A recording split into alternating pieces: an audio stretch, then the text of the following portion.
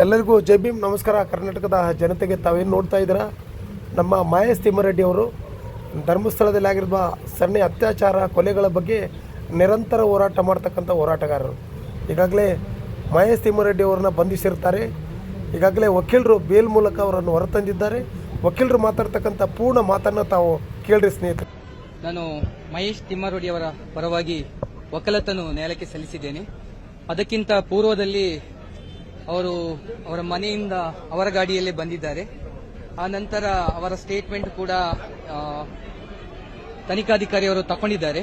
ಆ ನಂತರ ಅವರನ್ನು ಮೆಡಿಕಲ್ಗೆ ಪ್ರೊಡ್ಯೂಸ್ ಮಾಡಿದ್ದಾರೆ. ಗವರ್ಮೆಂಟ್ ಆಸ್ಪತ್ರೆ ಬ್ರಹ್ಮಾವರಕ್ಕೆ ಅವರನ್ನು ಕರ್ಕೊಂಡು ಹೋಗಿದ್ದಾರೆ.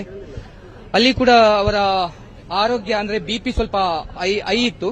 ಅದಕ್ಕಾಗಿ ಫರ್ದರ್ ಇದು ಕೂಡ ಮಾಡಿದ್ದಾರೆ. ಆ ನಂತರ ಅವರಿಗೆ ಮೆಡಿಸಿನ್ ಕೂಡ ಕೊಟ್ಟಿದ್ದಾರೆ. ತದನಂತರ ನಾವು ನ್ಯಾಯಾಲಯದಲ್ಲಿ ಅವರ ಪರವಾಗಿ ನಾನು ಬೇಲ್ ಅಪ್ಲಿಕೇಶನ್ ಕೂಡ ಮೂವ್ ಮಾಡಿದ್ದೇನೆ. ಆ ನಂತರ ಸುಪ್ರೀಂ ಕೋರ್ಟಿನ ಮತ್ತೆ ಹೈಕೋರ್ಟಿನ ತೀರ್ಪನ್ನು ಕೂಡ ನಾನು ಉಲ್ಲೇಖಿಸಿದ್ದೇನೆ.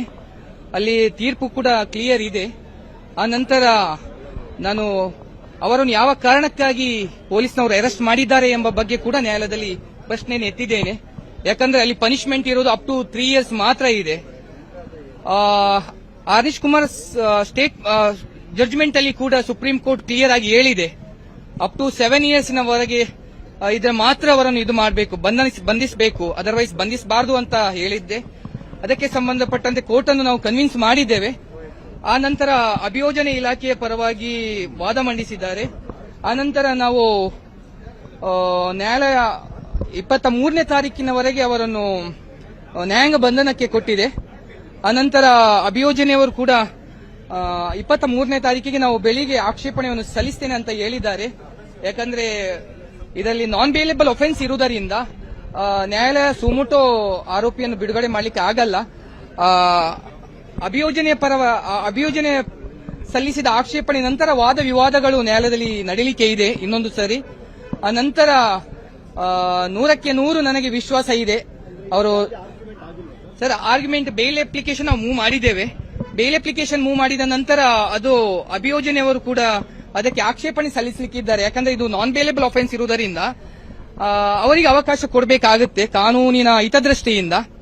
ಆನಂತರ ನಾನು ನ್ಯಾಯಾಲಯವನ್ನು ಮನವಿ ಮಾಡಿಕೊಂಡಿದ್ದೇನೆ. ಯಾಕಂದ್ರೆ ಇದು ಎಲ್ಲಿ ಕೂಡ ಇದು BL ಸಂತೋಷ್ ಅವರ ವಿರುದ್ಧವಾದಂತ ಹೇಳಿಕೆ, ಅದರಿಂದ BL ಸಂತೋಷ್ ಅವರು ಎಲ್ಲಿ ಕೂಡ ಆರೋಪಿಯ ವಿರುದ್ಧ ಎಲ್ಲಿ ಕೂಡ ಪ್ರಕರಣ ದಾಖಲು ಮಾಡಲಿಲ್ಲ. ಮತ್ತೆ ಇನ್ನೊಂದು ಏನ್ ಹೇಳಿದ್ದಾರೆ ಅಂದ್ರೆ ಆ ದೂರಿನಲ್ಲಿ ಶಾಂತಿ ಕದಡುವಂತ ಸಾಧ್ಯತೆ ಇದೆ ಅಂತ ಹೇಳಿದ್ದಾರೆ. ಆದ್ರೆ 16ನೇ ತಾರೀಕಿಗೆ ಆ ವಿಡಿಯೋ ವೈರಲ್ ಆಗಿದೆ. ಆದ್ರೆ ಇಲ್ಲಿವರೆಗೆ ಯಾವುದೇ ಅಹಿತಕರ ಘಟನೆ ನಡೆಯಲಿಲ್ಲ.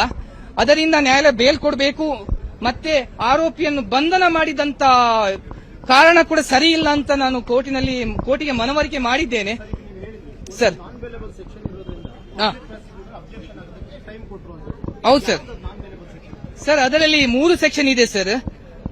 ಒಂದು ಸೆಕ್ಷನ್ 196, 352 ಸರ್, 352 ಸಬ್ಕ್ಲಾಸ್ 2 ಮತ್ತೆ 352 ಸರ್. ಇದರಲ್ಲಿ ಒಂದು ನಾನ್ ಬೇಲೇಬಲ್ ಇದೆ, 2 ನಾನ್ ಬೇಲೇಬಲ್ ಇದೆ, ಒಂದು ಬೇಲೇಬಲ್ ಇದೆ ಸರ್.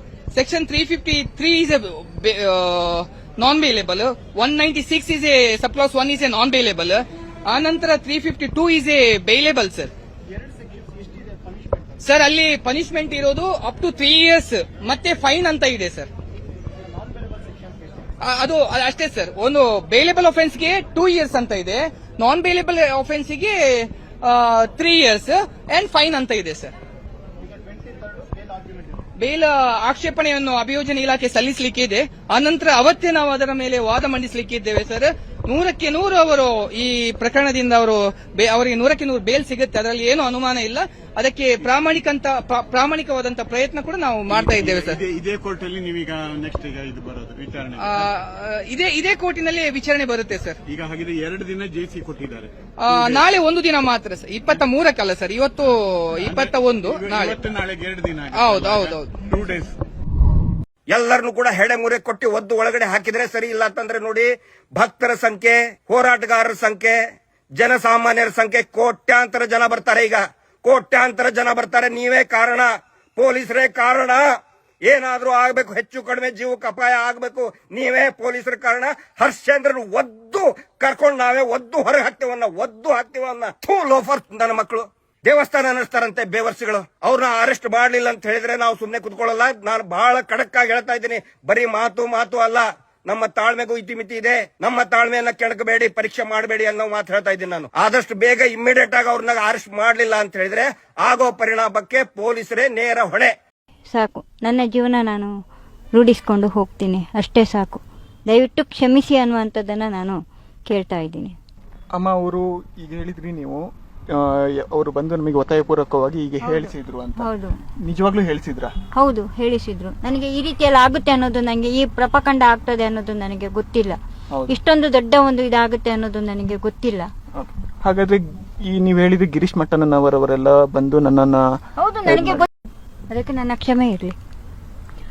ನೋಡಿದ್ರಲ್ಲ, ಕುಟುಂಬದ್ದೇನೋ ಸಮಸ್ಯೆ ಇತ್ತು, ಅವರ ವೈಯಕ್ತಿಕ ಸಮಸ್ಯೆ ಇತ್ತು. ವೈಯಕ್ತಿಕ ಸಮಸ್ಯೆ ವೈಯಕ್ತಿಕವಾಗೇ ಬಗೆಹರಿಸಿಕೊಳ್ಳಬಹುದಾಗಿತ್ತು. ಆದ್ರೆ ಯಾವುದೋ ಒಂದು 3-4 ವ್ಯಕ್ತಿಯ ಮಾತನ್ನ ಕೇಳಿ ಅವರು ಇಲ್ಲದೆ ಇರೋ ಅನನ್ಯ ಭಟ್ ಕಥೆಯನ್ನ ಸೃಷ್ಟಿ ಮಾಡಿ ಜನರ ಭಾವನೆಗಳಿಗೆ ಧಕ್ಕೆ ತಂದು ಎಷ್ಟೆಲ್ಲ ಕತೆ ಆಯ್ತು. ಟೋಟಲಿ ಕರ್ನಾಟಕದ ಜನರಿಗೆ ಈ ಮೂಲಕ ತಿಳಿಸೋದಿಷ್ಟೇ, ಸುಜಾತಾ ಭಟ್ ಅವರು ಹೇಳಿರುವಂತಹ ಅನನ್ಯ ಭಟ್ ಅನ್ನುವಂತಹ ಕಥೆಯೇ ಫೇಕ್.